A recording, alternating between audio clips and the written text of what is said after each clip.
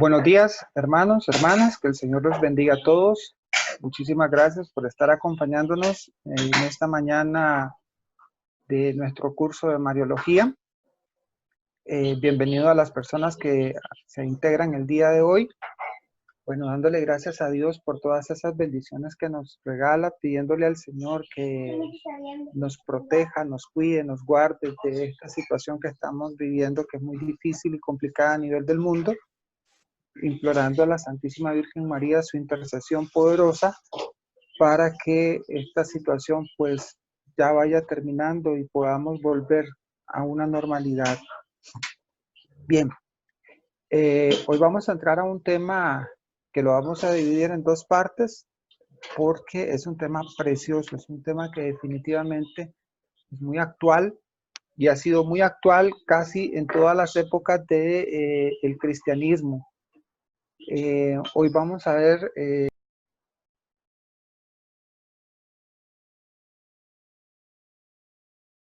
ayuda a nosotros a comprender, nos tiene que ayudar a comprender cómo es que la iglesia discierne, cómo es que la iglesia hace o su forma de actuar y proceder para efectos de enseñar a los fieles católicos todo, pero todo, absolutamente todo lo concerniente a el tema de los milagros, las apariciones y las revelaciones. Muy bien, entonces hoy vamos a ver el tema de apariciones, revelaciones y milagros, ¿verdad? Entonces vamos a hacer un pequeño recorrido. No lo vamos a abordar todos los los tres temas hoy porque definitivamente es un tanto extenso. Esta primera parte que vamos a observar nos va a hablar muchísimo sobre lo que la iglesia, su proceder. Vamos a hacer unas pinceladas para que nosotros tengamos una idea. Arranco diciendo lo siguiente. El primer interesado en meter falsas apariciones, revelaciones o milagros es el demonio. Es el demonio el primer interesado en perjudicar la imagen de la Virgen María. Es el demonio el que definitivamente en muchas ocasiones impulsa a otros a dar falso testimonio. Me recuerdo una anécdota de San Antonio de Padua que se retiró a una cueva a orar, a tener un retiro. Estaba orando él tranquilamente, ¿verdad? En una cueva. De un pronto a otro se le apareció la Virgen María. Entonces, la Virgen María le dijo a San Antonio: hijo, no te preocupes, todo lo que pidas se te dará, solo tienes que adorarme. Entonces San Antonio de Padua se dio la vuelta y le tiró un escupitazo a la imagen de la Virgen y le dijo: apártate de mí, Satanás. En ese momento la Virgen desapareció. Hermanos, hoy en día estamos buscando, hay muchos católicos que buscan la novedad, buscan este tipo de cosas, de revelaciones, milagros, y han abandonado los sacramentos, y han abandonado la lectura de la palabra de Dios, y han abandonado su propia Eucaristía en busca de estas situaciones milagrosas. Personas que se nos obsesionan con el tema del fin del mundo, y cuando se trata de explicar estos temas, cierran totalmente su corazón a estas enseñanzas por continuar sumergidos en esta búsqueda de revelaciones, cuestiones fabulosas. Hoy vamos a dar esas pautas que la iglesia nos enseña a nosotros para que podamos discernir bien cuándo es válido una revelación, un milagro,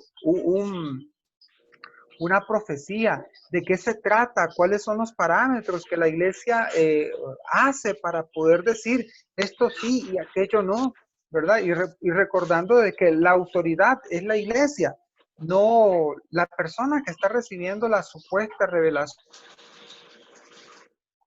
Las características de estos personajes que han venido, han sido personas muy interesantes de estudiar, personas muy interesantes, puesto de que tienen muchos indicios de santidad. Entonces vamos a ver todas esas cositas. Entonces, arrancamos diciendo que el cristiano es una persona abierta a manifestaciones y revelaciones de Dios. Tiene que tener una actitud de apertura porque Dios continúa, sigue revelándose. Hay una revelación plena, sí, claro, ya, la Sagrada Escritura. Pero Dios continúa revelándose a través de estas personas. Vamos a poner un ejemplo: Santa Margarita Alacoque, ¿verdad? Santa Brígida, Santa Faustina, Santa Bernardita Soiriú, los pastorcitos de Fátima, en fin, un sinnúmero de personas han tenido revelaciones que han contribuido a las devociones en diferentes momentos. Por ejemplo, Santa Margarita Alacoque, estamos hablando de que la persona que a través de una revelación nos muestra lo valioso que es creer en el Sagrado Corazón de Jesús, ¿verdad? Y de ahí es donde se nos viene a nosotros esa expresión: Sagrado Corazón de Jesús, en ti confío, ¿verdad? Igual vamos a encontrar otra serie de mensajes importantes como lo de Fátima. De hecho, voy a hacer varias referencias con Fátima en este tema, para que veamos más o menos los pormenores. Voy a tomar del tercer secreto de Fátima, de lo que el Vaticano publicó, de lo que la congregación de la doctrina de la fe publicó, que por cierto en ese entonces era el prefecto, el Papa Benedicto XVI. Voy a publicar extraje algunos elementos para plasmarlos aquí en el tema y ustedes lo vean. Entonces, las principales manifestaciones de Dios se han dado en la creación, en la historia del pueblo de Dios, en la persona de Cristo. La revelación de Dios está recogida por la Escritura, nace dentro de la comunidad eclesial y es la iglesia quien lo recibe. Es la iglesia quien custodia y transmite a la humanidad de cada época. Entonces, podemos decir que Jesucristo es la revelación absoluta, plena y definitiva, hermanos. Ojo, voy a repetir porque esto es importantísimo que nos quede claro. Jesucristo es la revelación absoluta, plena y definitiva. Hermanos, esta es la parte más importante de comprender. Jesucristo es la revelación absoluta y plena y definitiva de Dios. Muy bien. Continuamos. Y vamos a decir lo siguiente. El cristiano, las apariciones y signos sobrenaturales están dentro de toda la historia de la humanidad. De la historia de la humanidad. Estas manifestaciones jamás pueden contradecir el contenido de la fe. Deben confluir hacia el objeto central, que es el anuncio de Cristo. O sea, no pueden presentarse de manera diferente a lo que ya ha sido revelado. El amor que el Padre suscita en los hombres, la conversión y que da la gracia de abandonarse, a Él devoción filial. ¿A quién? A Cristo. Esto es también el mensaje de Fátima, que con un angustioso llamamiento a la conversión y a la penitencia impulsa en realidad hacia el corazón del Evangelio. ¿Quién es el corazón del Evangelio? Jesucristo. ¿A qué nos apunta Fátima? Fátima nos está apuntando a Jesucristo. Fátima es un hilo conductor que nos lleva a vivir el Evangelio como tiene que ser, y nos invita a convertirnos, nos invita a la penitencia, nos invita a tener un cambio, una transformación, nos invita a actuar según el Evangelio nos ha enseñado. Pero ¿qué ha sucedido? ¿Por qué se da esta expresión de Fátima? Se da por una sencilla razón: la frialdad del hombre, la maldad del hombre. Entonces, Dios actúa misericordiosamente enviando a su madre para que nos dé un mensaje a nosotros. ¿Y cuál es la invitación de ese mensaje? Cristo. Que ese mensaje es, en resumen, es: hagan lo que Él les dice. Y nosotros hemos hecho Todo lo contrario. Entonces, he ahí el asunto. Por eso es esa manifestación, para indicarnos de que estamos haciendo las cosas en sentido contrario al mandato de Dios. Entonces, es importante que siempre comprendamos que las manifestaciones privadas no pueden ir en dirección opuesta al evangelio revelado. Continuamos y decimos lo siguiente. La aclaración de fondo sobre el modo en que, según la doctrina de la Iglesia, deben de ser comprendidas dentro de la vida de fenómenos como el de Fátima, dice, la doctrina de la Iglesia distingue entre revelación pública y las revelaciones privadas. Entre estas dos realidades hay una diferencia, por supuesto. La revelación pública es Cristo dándose a conocer en el hombre, al hombre. Cristo se inserta en la historia de la humanidad encarnándose. Cristo da a conocer la plenitud de la verdad, ¿verdad? Mientras que las revelaciones privadas son distintas, ¿verdad? En estas dos realidades hay una diferencia, no solo de grado, sino de esencia, y eso es cierto. El término de revelación pública designa la acción reveladora de Dios, destinada a toda la humanidad que ha encontrado en su expresión literaria en dos partes. ¿Cuáles? El Antiguo y el Nuevo Testamento. Se llama revelación porque en ella Dios se ha dado a conocer progresivamente a los hombres hasta el punto de hacerse el mismo hombre, para atraer así y para reunir en sí a todo el mundo por medio del Hijo encarnado Jesucristo. Entonces, ya teniendo este concepto claro de que la revelación pública más importante y única y plena es la de Jesucristo. Es Él el que nos trae a nosotros la salvación. Es Él el que se revela. Es Él el que se va dando a conocer progresivamente y lo hemos reflejado en todo el Antiguo Testamento hasta culminar en el Nuevo Testamento. Entonces, la revelación es progresiva, pero alcanza su plenitud máxima en la encarnación del Hijo de Dios. Por eso es que Gálatas 4:4 dice, en la plenitud de los tiempos vino el Hijo de Dios, se hizo hombre, habitó entre nosotros, en la plenitud de los tiempos. Podemos decir todas esas expresiones. Cristo se ha revelado por completo.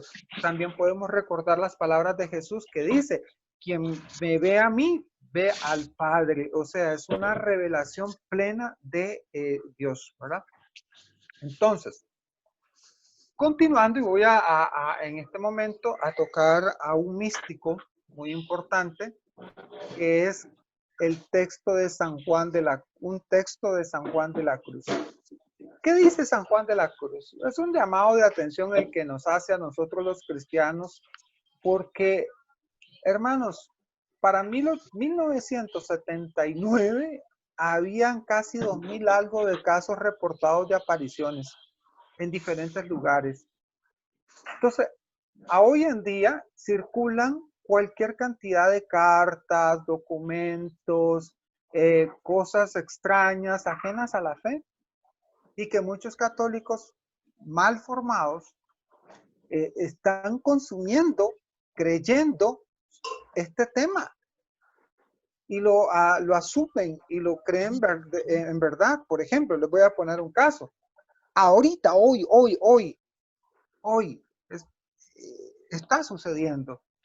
Oye, hay personas que andan buscando imágenes de la Sagrada Familia, imágenes de San Benito, que se tienen que reunir en un cenáculo y que tienen que preparar refugios hoy. Y se los digo porque conmigo conversó una señora el viernes pasado que me estaba hablando sobre ese tema. Es impresionante, hermanos. Entonces, por eso es importante este tema, abordarlos y conocerlos. ¿Qué dice San Juan de la Cruz? ¿Por qué en darnos, como nos dio a su Hijo, que es una palabra suya, que no tiene otra, todo nos lo habló junto y de una vez en esta sola palabra? San Juan de la Cruz nos dice, Dios es la palabra verdadera y absoluta. ¿Para qué buscar más? No tenemos que por qué buscarle 5 pies a la mesa. Porque lo que hablaba antes, en parte, a los profetas, ya lo ha hablado todo en él, dándonos al todo que es su Hijo. Por supuesto, Dios en el Antiguo Testamento utilizó a los profetas para dar ese mensaje, ¿verdad? Pero ahora es Cristo quien nos da el mensaje. Mismo Dios nos da el mensaje a nosotros. Entonces, he ahí el detalle, hermanos. Es ahí donde nosotros tenemos que centrar nuestra vida, en la palabra de Dios, en la palabra de Dios. Por lo cual, el que ahora quisiese preguntar a Dios, ojo con lo que sigue, o querer alguna visión o revelación, no solo haría necedad, sino que haría un agravio a Dios, no poniendo los ojos totalmente en Cristo, sin querer cosa otra alguna o novedad. Y San Juan de la Cruz, como decimos popularmente, ¡pam!, dio en el clavo. Dio en el clavo. Hoy estamos pidiéndole a gritos, muchos están pidiéndole visiones, revelaciones, novedad. Están pidiendo cosas que definitivamente, hermanos, necesitamos. Vea, voy a ponerles un ejemplo. Usted hace un refugio como los que están proponiendo por ahí, ¿verdad? Usted hace un refugio. Ok, muy bien. ¿De qué le sirve? Me pregunto yo. ¿Para evitar el sufrimiento? Ahora yo le hago una pregunta. ¿Acaso Cristo se hizo un refugio para evitar el sufrimiento de su cruz? Es ahí el asunto, hermanos. Cristo no se hizo un refugio para evitar su sufrimiento. Que se haga tu voluntad. Y otra cosa más, el Señor nos invita a estar preparados, a estar atentos, a velar, estar despiertos. Entonces, si usted tiene una vida de gracia, una vida sacramental activa, despreocúpese y no invente y no escuche cosas novedosas o pidiendo visiones o revelaciones, ¿verdad? Muy bien, continuamos y vamos a ver qué nos enseña el Catecismo de la Iglesia Católica. El Catecismo de la Iglesia Católica dice a este respecto: sin embargo, aunque la revelación esté acabada, ojo, no está completamente explicitada.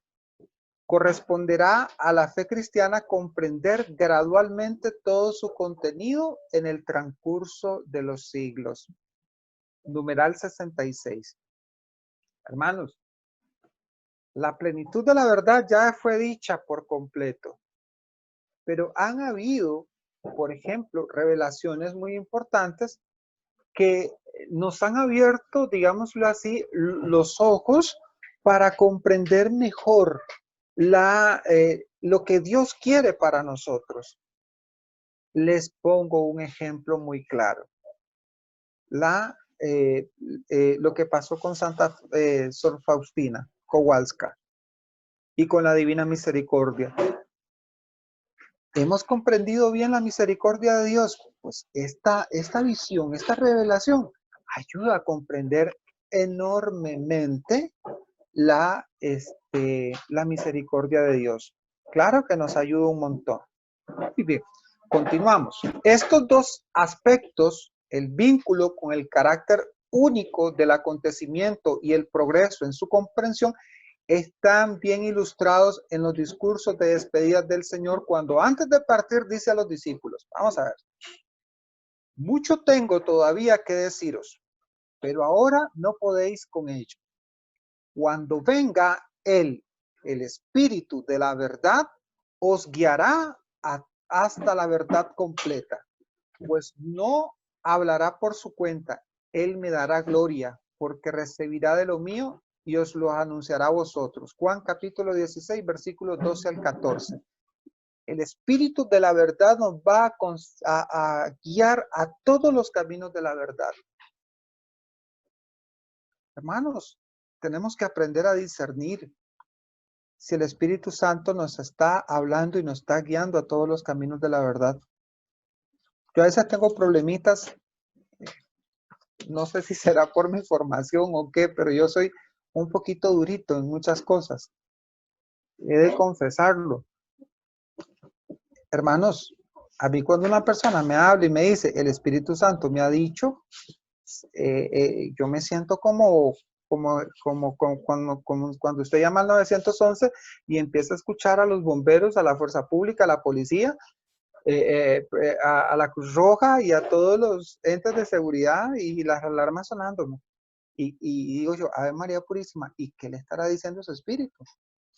Y en muchas ocasiones me he encontrado que ese espíritu de los cuales ellos me hablan me dicen, es que creo que yo no quepo en este grupo y tengo que salirme, ir a buscar otras cosas. Entonces, de ahí partimos mal, porque el Espíritu Santo es el Espíritu de toda la verdad y Él te va a mantener en el lugar donde tenés que estar, donde Él te ha llamado. Entonces ya no estás haciendo su voluntad, sino la voluntad de usted mismo. Entonces, cuidado con esas cositas. Por una parte dice que el espíritu que se hace de guía y abre así las puertas a un conocimiento del cual antes faltaba el presupuesto que permitiera cogerlo, es esta la amplitud y la profundidad nunca alcanzada de la fe cristiana. Y voy a ponerles un ejemplo. Pedro y los discípulos estaban muertos de miedo, muertos, tenían mucho temor y no podían salir. Apenas en Pentecostés recibieron el Espíritu Santo, Pedro fue el primero que se lanzó al ruedo.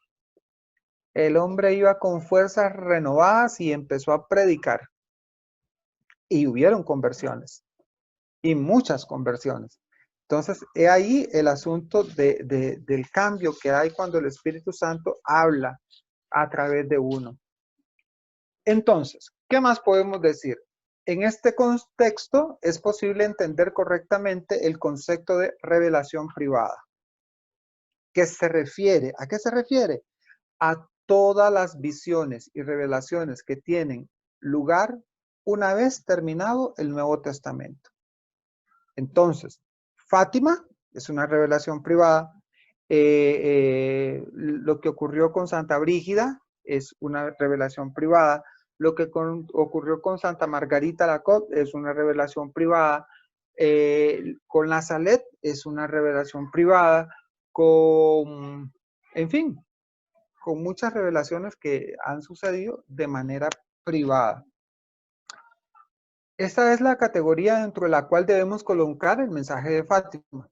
Escuchemos a este respecto, escuchamos aún a este respecto, antes de nada, el Catecismo de la Iglesia Católica que dice: a lo largo de los siglos ha habido revelaciones llamadas privadas, algunas de las cuales han sido reconocidas por la autoridad de la Iglesia. Su función no es la de complementar. Ojo, ninguna revelación complementa la revelación definitiva de Cristo, sino que ayuda a vivir más plenamente en una cierta época de la historia las cosas. Ayuda a vivir más plenamente en una determinada época de la historia lo que nosotros hemos creído, ¿verdad? Entonces, es importante que nos queden claros esos aspectos. ¿Se deben aclarar dos cosas? Claro que sí. Una de ellas es la siguiente. La primera, la autoridad de las revelaciones privadas es esencialmente diversa de la única revelación pública. Esta exige nuestra fe. En efecto, en ella, a través de palabras humanas y de la mediación de la comunidad viviente de la Iglesia, Dios mismo nos habla. La fe en Dios y en su palabra se distingue de cualquier otra fe, confianza u opinión humana. La certeza de que Dios habla me da la seguridad de que encuentra la verdad misma. Y de ese modo, una certeza que no puede darse en ninguna otra forma humana de conocimiento. Es la certeza sobre la cual edifico mi vida y a la cual me confío al morir. La Iglesia es la que tiene la potestad, la voz para designar a la comunidad cristiana y empezar a dar pautas y definir. Hermanos, ¿por qué estamos dando todos estos conceptos? Por una sencilla razón. por todo lo que viene, porque vamos a hablar de las advocaciones y milagros de la Virgen María, cuáles son reconocidas y cuáles no. Y probablemente tal vez usted conozca alguna de ellas que no esté reconocida por la iglesia. Y probablemente tal vez algún hermano esté recibiendo algún tipo de información. Entonces, con estos conceptos ya muy claros, pues le va a servir para saber si está en el lugar correcto, ¿verdad? ¿Cuál es la segunda situación que tenemos que tomar en cuenta? Que la revelación privada es una ayuda para la fe y se manifiesta como creíble precisamente porque remite a la única revelación pública. Si la revelación privada no te dirige hacia el evangelio, hacia la iglesia, entonces, hermanos, hay problema. Aquí parto también de otra historia que yo mucho cuento.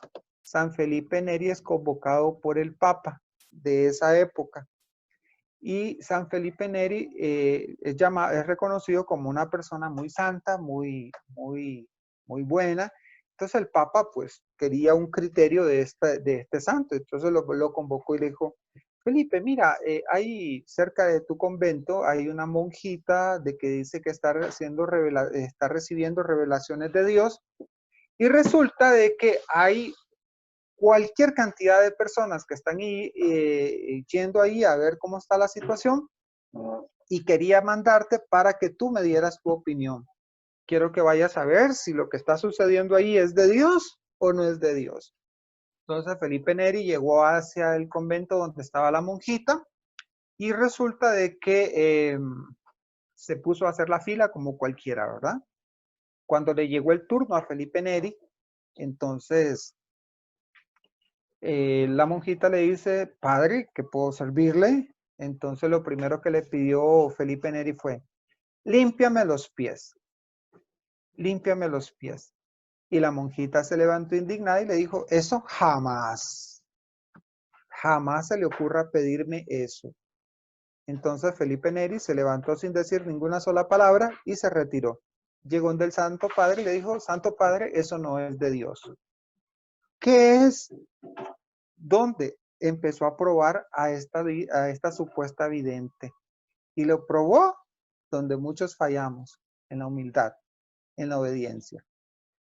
El cardenal Próspero Lambertini, futuro Papa Benedicto XIV, dice al respecto en su clásico tratado que después llegó a ser normativo para las beatificaciones y canonizaciones.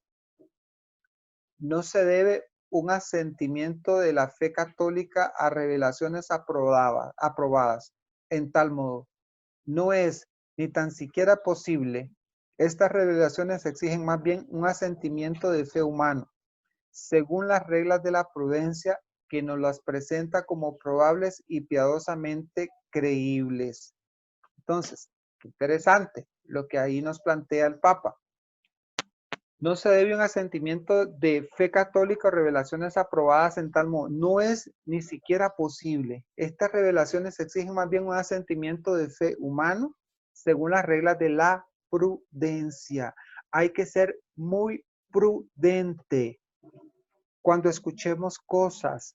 Cuando escuchemos cosas. En el estudio del libro del Apocalipsis, ahí hicimos un comentario sobre lo que los textos sagrados nos dicen. Ustedes no crean, dice Pablo, no crean cuando ustedes escuchen, Cristo está allá, Cristo está allá, Cristo está allá, porque vendrán falsos profetas, falsos engañadores. Entonces, hermanos, si usted no se forma, si usted no toma en serio su fe católica, si usted no edifica su fe, usted puede estar en peligro de ser engañado, porque el demonio es muy astuto. El teólogo flamenco Danis, eminente conocedor de esta materia, afirma sintéticamente que la aprobación eclesiástica de una revelación privada contiene 3 elementos. Ojo con estos elementos. De hecho, no son la regla, pero son comentarios muy importantes que hay que tomar en cuenta. Sin embargo, hay un procedimiento todavía más complejo de lo que aquí menciona este teólogo. El mensaje en cuestión no contiene nada que vaya contra la fe. Siempre cualquier teólogo responsable te va a decir, si una visión una revelación está circulando y contradice la fe, no es definitivamente cristiana. No es cristiana, no viene de Dios, viene de cualquier otro lado. Entonces, el mensaje en cuestión no contiene nada que vaya contra la fe y las buenas costumbres.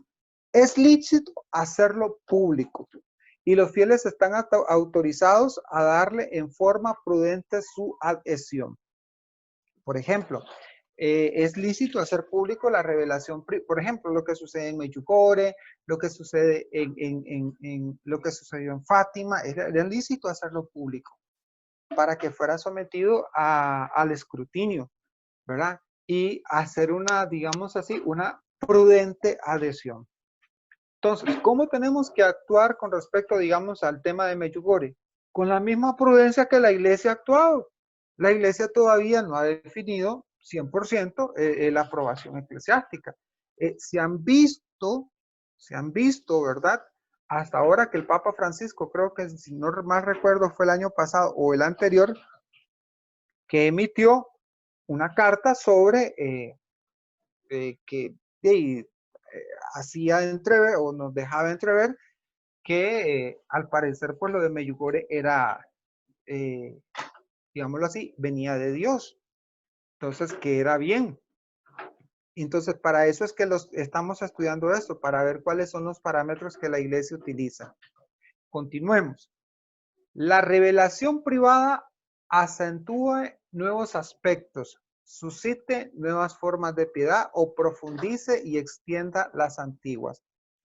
La revelación privada, por ejemplo, tiene que ayudar a acentuar nuevos aspectos que están dentro de la doctrina de la iglesia, que están dentro de la revelación, dentro de la palabra de Dios. Suscite nuevas formas de piedad, ¿verdad? Por ejemplo, les voy a poner un ejemplo. Vuelvo a agarrar a Santa Faustina Kowalska. Suscite una nueva forma de piedad es el rezo de la coronilla a la misericordia. Esa es una nueva forma de piedad. Y extienda las antiguas, ¿verdad? Entonces es importante. Pero en cualquier caso, en todo esto debe tratarse de un apoyo para la fe, la esperanza y la caridad, que son el camino permanente de la salvación para todos. ¿Qué más podemos añadir? Que a menudo las revelaciones privadas provienen sobre todo de la piedad popular y se apoyan en ella. Le dan un nuevo impulso y abren para ella nuevas formas. Eso no excluye que tengan efectos incluso sobre la liturgia, como por ejemplo muestran las fiestas del Corpus Christi y el Sagrado Corazón de Jesús. Santa Margarita Lacoque, a través de esa revelación que tuvo, tenemos la fiesta del Sagrado Corazón de Jesús y la fiesta del Corpus Domini. Es muy bonito, ¿verdad? Y ahí podemos encontrar otras fiestas que tengan que ver con la manera. Bueno, también la Divina Misericordia ya está inserta en la liturgia. Y la memoria que se lee también en la liturgia para la revelación de Fátima. Entonces, ven qué interesante. También hay apariciones locales que digamos que han sido promovidas localmente, no de manera así extensa, que también dentro de esas iglesias locales se celebran esas fiestas de esas revelaciones que se dieron en esos lugares. Más adelante los vamos a mencionar cuando veamos la lista de las apariciones y los milagros. Entonces, desde un cierto punto de vista, en la relación entre liturgia y piedad popular se refleja la relación entre revelación y revelaciones privadas. La liturgia es el criterio, la forma vital de la iglesia en su conjunto, alimentada directamente por el evangelio. ¿Cuál es la fuente? El evangelio, la palabra de Dios. Jesús, esa es la fuente. Por eso es que toda revelación privada tiene que apuntar a la fuente. Tiene que apuntar a la fuente obligatoriamente. ¿Y por qué lo estamos haciendo de esta manera? Porque el propósito nuestro es que nosotros tengamos una sana devoción hacia la Virgen María, dentro de la correcta doctrina de la Iglesia, y que no nos dejemos engañar ni llevar por falsas corrientes de doctrina o falsas visiones o con falsos maestros. Esa es la idea de este bloque que vamos a ver.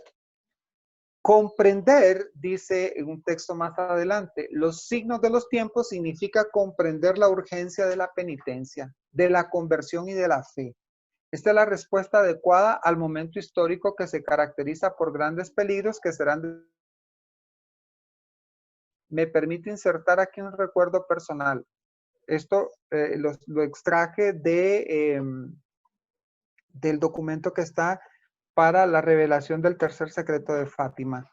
En una conversación conmigo, Sor Lucía me dijo que le resultaba cada vez más claro que el objetivo de todas las apariciones era el de hacer crecer siempre más en la fe, en la esperanza y en la caridad. Todo el resto era para conducir a esto. ¿Qué pasaba con esa sociedad del tiempo de los chiquillos de Fátima? Estaban enfrascados en una guerra mundial. Las ideologías estaban ahí, latente, poniendo en peligro a la humanidad. Y ahí lo vemos, claro, claro está, ahí lo vemos en el tema de Rusia y los errores que propagó a través del mundo. Que, por ejemplo, todavía esos errores hoy en día los conocemos y están vigentes, puesto de que ya no se trata del proletariado como antes. Ahora no, hermanitos, ahora el comunismo está, la izquierda comunista está injertada y manejando los hilos de los LGBTI. La plataforma de los LGBTI es la plataforma que es, digámoslo así, es la plataforma de los rusos.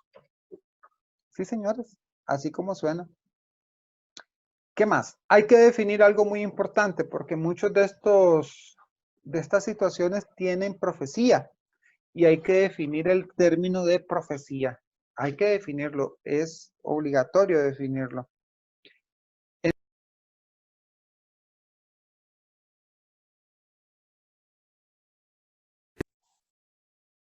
La profecía tiene una característica única y tenemos que definirla. ¿Qué es una profecía? Generalmente el pueblo de Dios ha confundido la predicción con la profecía. La predicción es adivinar el futuro, cosa prohibida por el Deuteronomio. La profecía es dar el mensaje que Dios tiene para su pueblo. La profecía es dar el mensaje que Dios tiene para su pueblo. El propósito de la profecía no es predecir, es anunciar, es analizar el presente en relación con el pacto con Dios y anunciar posibles consecuencias si se deja de cumplir el pacto. La mejor profecía es la única, la que no se cumple. Ya quiere decir que el destinatario cambió y ajustó su vida según el pacto. Generalmente se tiene la visión de que la profecía es para el futuro. Eso es erróneo. La profecía es para cambiar el presente y evitar el futuro. Esa es la diferencia. La profecía es para cambiar el presente y evitar el futuro. Les pongo un ejemplo. Les pongo el ejemplo de Nínive. Llegó el profeta, les anunció la destrucción. ¿Qué hizo el rey? Cambió y mandó a todo su pueblo a que hicieran penitencia. Mandó a todo su pueblo que hicieran penitencia. Y esto es lo importante, hermanos, el cambio. Entonces, ¿qué sucedió ahí? Que la profecía cambió el presente y evitó el futuro. ¿Qué sucedió? Que definitivamente eso ayuda a que nosotros cambiemos, acudamos a la penitencia, acudamos al ayuno y empecemos a creer en la palabra de Dios. ¿Ven la diferencia? Muy bien, continuamos. Dice el cardenal Alfredo Ottaviani, escribía lo siguiente: asistimos desde hace años a un recrudecimiento de pasión popular hacia lo maravilloso. Incluso en la religión, muchedumbres de fieles se dirigen a los sitios de presuntas visiones y pretendidos prodigios y abandonan en cambio la iglesia y los sacramentos y la predicación. ¿Cierto, hermanos? ¿Cierto, hermanos?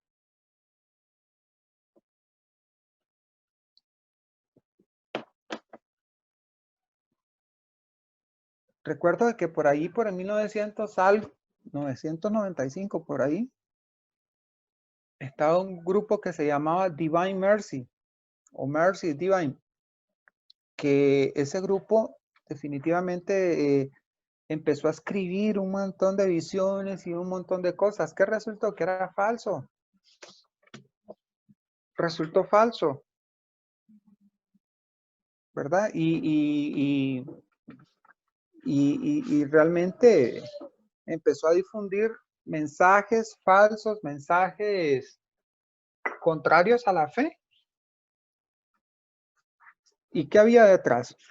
Todo un negocio. Todo un negocio. Entonces tenemos que tener cuidado. Ojo, entre 1928 al 1975 habían unos 232 casos de apariciones que no han sido reconocidas por la iglesia según la revista de una revista católica de Viena. Vean qué interesante. Ya habían 200 y algo de casos. Hoy en día tenemos muchísimo más. ¿Qué nos dice la teología mística? La teología mística. Y aquí tenemos maestros grandes. Maestros grandes. Ahí tenemos a San Juan de la Cruz y a Santa Teresa de Jesús. ¿Qué nos dice la teología mística? Nos dice lo siguiente. Dice San Juan de la Cruz. Yo conocí una persona que teniendo estas locuciones sucesivas, Alejandra. Hola, aquí estoy. ¿Puedes poner pausa un momentito? ¿Me permiten un segundo, por favor? Entonces, la teología mística tenemos evidentemente a los maestros de esta materia, San Juan de la Cruz y Santa Teresa de Jesús. Al respecto podemos decir que es bastante duro San Juan de la Cruz. ¿Qué nos decía? Yo conocí una persona que teniendo estas locuciones sucesivas entre algunos hartos y verdaderas sustancias que formaban del Santísimo Sacramento de la Eucaristía. Habían cosas que eran harto herejías. Y me espanté yo mucho de lo que pasaba en esos tiempos. Y es que cualquier alma de por ahí, con 4 maravillas de consideración, si siente algunas locuciones de estas en algún recogimiento, luego lo bautizan todo por Dios. Y suponen que es así, diciendo, me dijo Dios, me respondió Dios. Y será así, sino que como hemos dicho, ellos las más veces se lo dicen.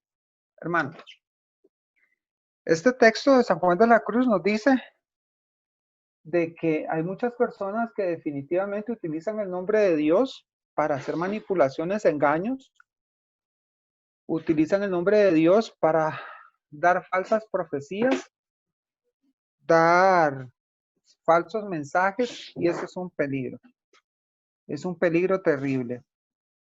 Santa Teresa decía, el cristiano debe buscar a Dios de los consuelos y no los consuelos de Dios. Eso es lo que nos decía Santa Teresa. Continuamos. Entonces, ¿qué tenemos que hacer nosotros? ¿Cuáles son los procedimientos con respecto a los videntes? Vamos a dar unas pinceladas con respecto a los videntes. Entonces, tenemos que dar, ¿qué tiene que haber? Digámoslo así, como parámetros. A través de testimonios plenamente probativos, se hace cierto el hecho de una aparición o visión. Hay que pasar al examen de las verdaderas causas del mismo hecho, a saber. 1. Indagar si ha de atribuirse a las fuerzas de la naturaleza o a las intervenciones del demonio o a las acciones benéficas de Dios. Hay que investigar esto. No solamente es aceptarlo por aceptarlo. De estas 3 hipótesis no podemos huir porque es posible que se dé una cuarta. Podemos por consiguiente concluir que el hecho que es de carácter sobrenatural únicamente cuando se puede excluir de manera absoluta que haya sido producido naturalmente o por intervención del demonio. Hay que tener muchísimo cuidado. ¿Qué viene? Hay que ver, digamos, hay que ver lo siguiente. La salud física y mental de los videntes. Su modo de vida. La correspondencia de los mensajes recibidos con la fe compartida por el pueblo de Dios.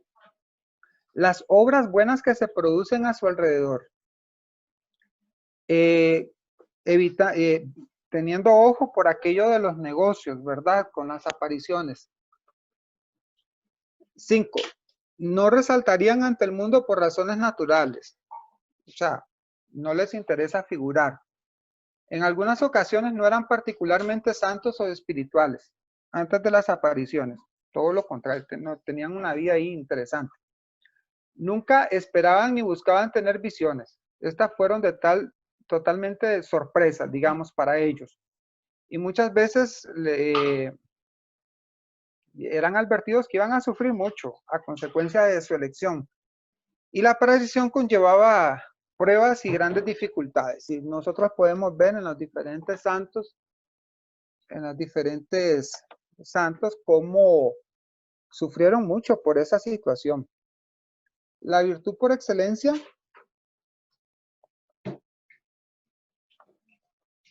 que deben de tener los videntes es humildad. La humildad es el sello más seguro, la piedra de toque por excelencia para discernir todas las apariciones divinas. Tenemos, por ejemplo, Santa Bernardita, los beatitos Francisco y Jacinta. Ellos huyen de la atención de la gente. El contenido de las apariciones se debe considerar como falso lo que contradice a la razón, falso y malvado todo lo que contradice a la moral, falso, malvado e impío todo lo que contradice a las verdades reveladas. Ninguna aparición puede tener cosas contra la razón, contra la moral, contra la revelación de Cristo. Entre otros términos, cuando las visiones o apariciones contienen cosas contrarias a la Sagrada Escritura, a las verdades definitivas por la Iglesia, a la enseñanza unánime de los padres y doctores de la Iglesia, o contienen actos inmorales o indecentes, e incluso solamente ridículos e indignos de Dios. Entonces, son importantes que tomemos en cuenta estos factores. Estos factores son de vital importancia. La forma de la aparición tiene que ser una aparición ordenada, tiene que ser una aparición teniendo presente las obras de Dios. ¿Qué son las obras de Dios? Son perfectas. Entonces tiene que ser algo fuera de lo normal, totalmente extra normal, pero bien hecho, bien bonito.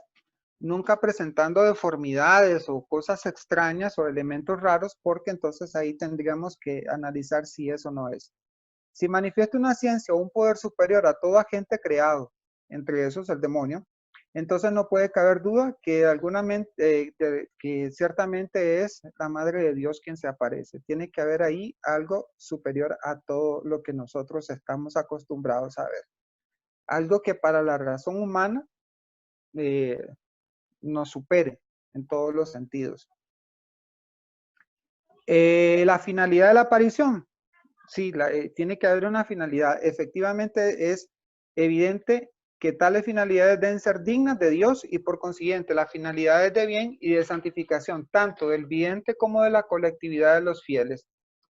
Tiene que ser una finalidad de que produzca algo bastante directo a la conversión, al ayuno, a la penitencia.